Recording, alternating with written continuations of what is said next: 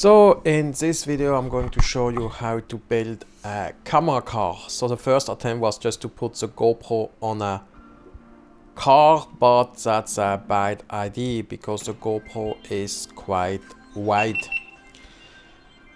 And one of the requirements was that the camera could be easily removed and used in some other projects. So you see here the problem, the GoPro doesn't pass the signals, and if you put the lens in the middle of the car, then the train on the other lane track will not pass.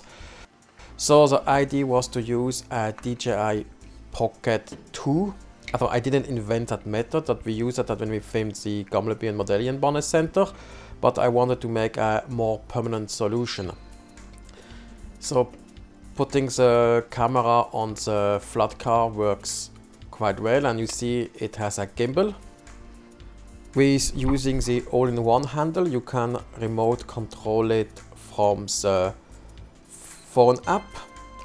If you want to know more about the camera, then you should just Google DJI Pocket 2 and you will find tons of video with long reviews about it. And as you see, the camera is not that heavy, so the locomotive can still pull it.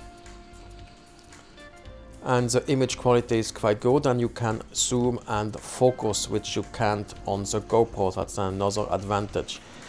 So, and it's narrow enough to fit in the standard HO profile. So now let's build a more permanent solution. I have this car which one of the cobbler is broken.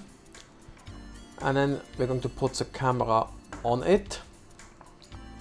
And then we need a little piece of wood to raise the camera a little bit higher. And then we need some Velcro tape to fix the camera. We use two of the container, and we need nails as a counterweight. So first I measure the position of this holding notch for the container. That way we will be able to make some holes in the piece of wood so it holds on the car and doesn't need to be glued. So now I trim the piece of wood to make it look nicer because the edges were not quite straight, and I could shorten it a little bit.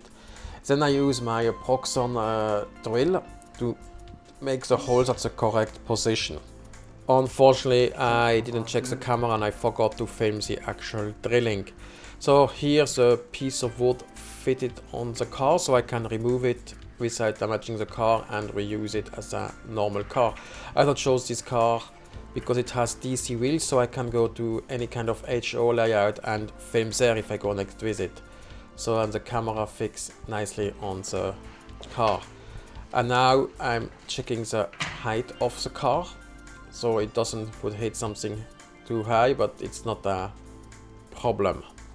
So the piece is then sanded to make it look a bit nicer. That was not really necessary. And then I paint it black because it's just for looks. You could also have painted blue, but black fits with the camera.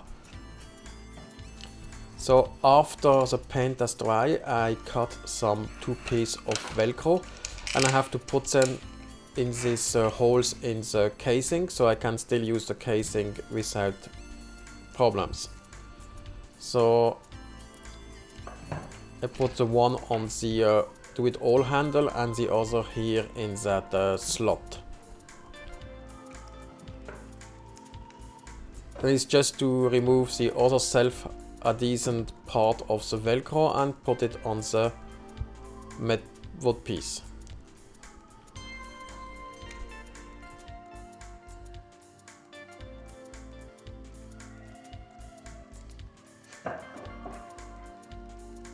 And because the camera is quite heavy, we need to put some counterweight on the other part of the car. So I take two of the container and put these nails I had laying around and didn't use, and then you just mount the container like they are supposed to. And it was a bit light, so I put some more nails in the other container. If you want to do it yourself and you have another car, you will need to have to fix the counterweight on your own. it's somehow, yeah, you will have to improvise. So now I check that it's approximately the same weight on both sides, and it still rolls quite well for even being quite heavy now. So now it's time to test it. So I have a Cobblard C Crocodile, which is quite a powerful locomotive, and yeah, it runs quite well. The car is quite heavy, so you need to have a quite powerful locomotive, and as you see, it's quite a smooth ride even on the switches.